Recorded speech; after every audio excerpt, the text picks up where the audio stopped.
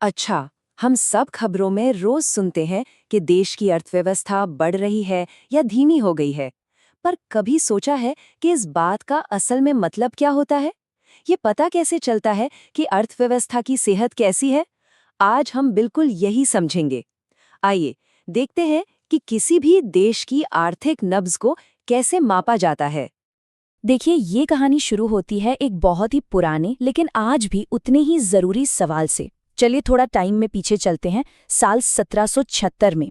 अर्थशास्त्र के जनक Adam Smith ने एक किताब लिखी और उसमें एक सवाल पूछा कि आखिर कुछ देश अमीर क्यों होते हैं और कुछ क्यों नहीं, उनकी दौलत का राज क्या है। और ये सवाल सिर्फ किताबों के लिए नहीं है, इसी सवाल के जवाब पर किसी भी देश की तरक्की का पूरा आइडिया टिका हुआ है।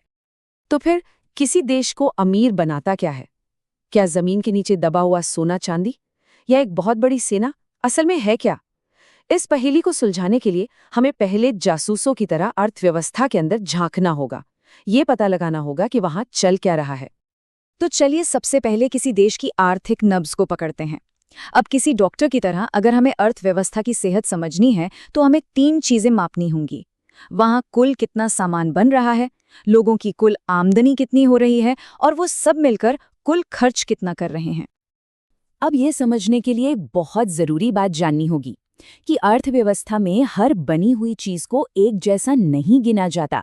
हमें 2 तरह की चीजों में फर्क करना सीखना होगा। पहली है अंतिम वस्तुएं, यानी वो चीजें जो हम सीधा इस्तेमाल करते हैं, जैसे मान लीजिए एक ब्रेड। और दूसरी है मध्यवर्ती वस्तुएं, यानी वो चीजें जो उस ब्रेड को बनाने में काम आईं, जैसे कि गेहूं। तो सवाल ये है कि हम सिर्फ ब्रेड की कीमत क्यों गिनते हैं, गेहूं की क्यों नहीं? ऐसा हम करते हैं दोहरी गिनती से बचने के लिए। आइए इस ब्रेड का सफर देखते हैं। मान लीजिए एक किसान ने 100 रुपए का गेहूं उगाया, तो अर्थव्यवस्था में 100 रुपए का नया मूल्य पैदा हुआ। अब एक बेकर ने उसमें से 50 रुपए का गेहूं खरीदा और 200 रुपए की ब्रेड बना दी। तो यहाँ बेकर ने अपनी तरफ से कितना नया मूल्य जोड़ा? 200 रुपए नहीं, बल्कि 150 रुपए, क्योंकि 50 रुपए तो गेहूं की लागत थी। तो कुल मिलाकर अर्थव्यवस्था में 250 रुपए का नया मूल्य बना। और ये जो कुल नया मूल्य है ना, इसी का एक खास नाम है जिसे हम सब खबरों में सुनते रहते हैं, सकल घरेलू उत्पाद यानी जीडीपी। सीधी भाषा में ये एक साल के अंदर किसी देश की सीमाओं में बने सभी अंतिम सामान और सेवाओं की कुल कीमत होती है। यही वो नंबर है जो देश के आर्थिक सेहत बताता है। ठीक है, तो ये सब उत्पादन, खर्च, आमदनी, ये सब आपस में जुड़े कैसे हैं? जरा सोचिए, अर्थव्यवस्था एक जिंदा शरीर की तरह है। जैसे हमारे शरीर में खून लगातार दौड़ता रहता है, बिल्कुल वैसे ही अर्थव्यवस्था में पैसा, सामान और सेवाएं, ये सब लोगों के घरों और कंपनियों के बीच लगातार घूमते रहते हैं। अर्थशास्त्री इसी को आय का चक्रीय प्रवाह कहते हैं। अच्छा, इस बहाव को ठीक से समझने के लिए 2 शब्दों का मतलब जानना जरूरी है, स्टॉक और प्रवाह। स्टॉक का मतलब है कोई भी चीज जो किसी एक पल में मापी जाए, जैसे इस वक्त एक पानी की टंकी में कितना पानी है। और प्रवाह का मतलब है जो एक समय सीमा में मापा जाए, जैसे 1 घंटे में नल से कितना पानी बहा। बिल्कुल वैसे ही जीडीपी एक प्रवाह है। ये हमें बताता है कि एक पूरे साल में कितनी आर्थिक गतिविधि हुई। और मजे की बात यह है कि इसी चक्रीय प्रवाह की वजह से हम जीडीपी को 3 अलग-अलग नजरियों से देख सकते हैं और हर बार जवाब एक ही आता है। पहला, हम देश में बने सारे सामान और सेवाओं की कुल कीमत जोड़ लें। दूसरा, हम उस सामान पर हुए कुल खर्च को जोड़ लें। या तीसरा, हम उसे बनाने से हुई कुल आमदनी को जोड़ लें। आप चाहे किसी भी नजरिए से देखें, आंकड़ा हमेशा एक ही रहेगा। चलिए खर्च वाले तरीके पर थोड़ा और ध्यान देते हैं। क्यों? क्योंकि इससे हमें पता चलता है कि अर्थव्यवस्था का इंजन क्या है, यानी इसे चला कौन रहा है। तो जीडीपी में 4 चीजें होती हैं। पहला है उपभोग, सी, यानी वो सारा पैसा जो हम सब आम लोग खर्च करते हैं। दूसरा है निवेश, आय, यानी जो कंपनियां नई मशीनों या फैक्ट्रियों पर खर्च करती हैं। तीसरा है सरकारी खर्च, जी। और चौथा है शुद्ध निर्यात, X-M, यानी जो हमने दुनिया को बेचा और जो उनसे खरीदा उसका अंतर। अब जीडीपी के फॉर्मूले का वो आखिरी हिस्सा याद है, शुद्ध निर्यात? ये छोटा सा हिस्सा असल में एक बहुत बड़ा दरवाजा खुलता है, पूरी दुनिया का दरवाजा। क्योंकि आज के जमाने में कोई भी अर्थव्यवस्था अकेले काम नहीं करती। हम सब एक दूसरे से व्यापार और पैसे के लेन देन से जुड़े हुए हैं, और यहीं से खुली अर्थव्यवस्था की कहानी शुरू होती है। इसे ऐसे समझिए कि जैसे हर दुकान का एक बही खाता होता है, वैसे ही हर देश का भी एक बही खाता होता है जब वो दुनिया के साथ लेन देन करता है। इसी ऑफिशियल हिसाब किताब को कहते हैं भुगतान संतुलन या BOP।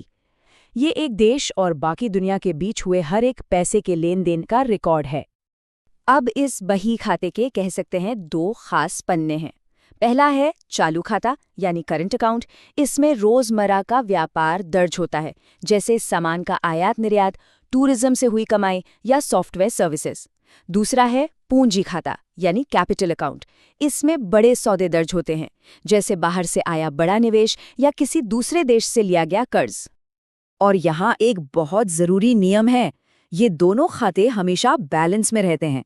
सोचिए, अगर किसी देश का खर्च उसकी कमाई से ज्यादा है, मतलब वो सामान खरीद ज्यादा रहा है और बेच कम रहा है, तो उसे चालू खाते का घाटा होता है।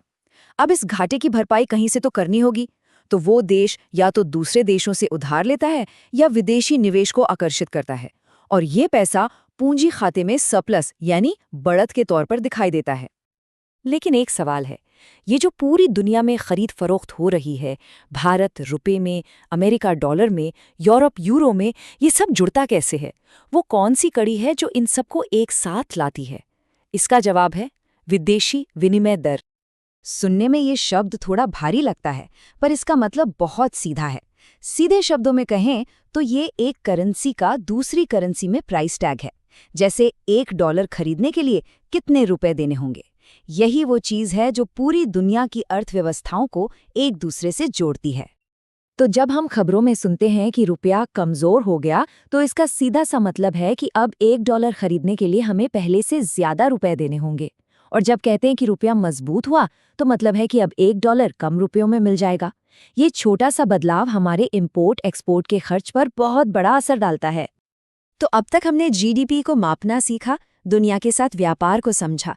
ये सब आंकड़े बहुत जरूरी हैं, इसमें कोई शक नहीं। लेकिन क्या ये नंबर ही सब कुछ है? क्या एक बढ़ता हुआ GDP का आंकड़ा हमेशा एक बेहतर जिंदगी की गारंटी देता है? सच तो ये है कि GDP हमें पूरी कहानी नहीं बताता। इसकी कुछ सीमाएं हैं। जैसे ये नहीं बताता कि देश की दौलत बढ़ कैसे रही है। हो सकता है GDP बढ़ रहा हो पर सारी कमाई सिर्फ कुछ ही लोगों की जेब में जा रही हो। ये उन कामों को भी नहीं गिनता जिनके लिए पैसा नहीं मिलता, जैसे घर पर किया गया काम। और सबसे बड़ी बात, GDP उन बाहरी प्रभावों को नहीं देखता। जैसे एक फैक्ट्री सामान बनाकर GDP तो बढ़ाती है, लेकिन उससे जो प्रदूषण होता है, जो हमारी सेहत को नुकसान पहुंचाता है, GDP उसे नहीं घटाता। वो एक छिपा हुआ नुकसान है जिसे ये आंकड़ा नजरअंदाज कर देता है। तो ये सब हमें एक बहुत बड़े और जरूरी सवाल पर लाकर खड़ा कर देता है। अगर GDP ही सब कुछ नहीं है, अगर वो पूरी कहानी नहीं बताता, तो फिर किसी देश की असली तरक्की और लोगों की खुशहाली को मापने का सही पैमाना क्या होना चाहिए? ये वो सवाल है जिसका जवाब आज भी दुनिया भर के अर्थशास्त्री और पॉलिसी बनाने वाले लोग ढूंढ रहे हैं।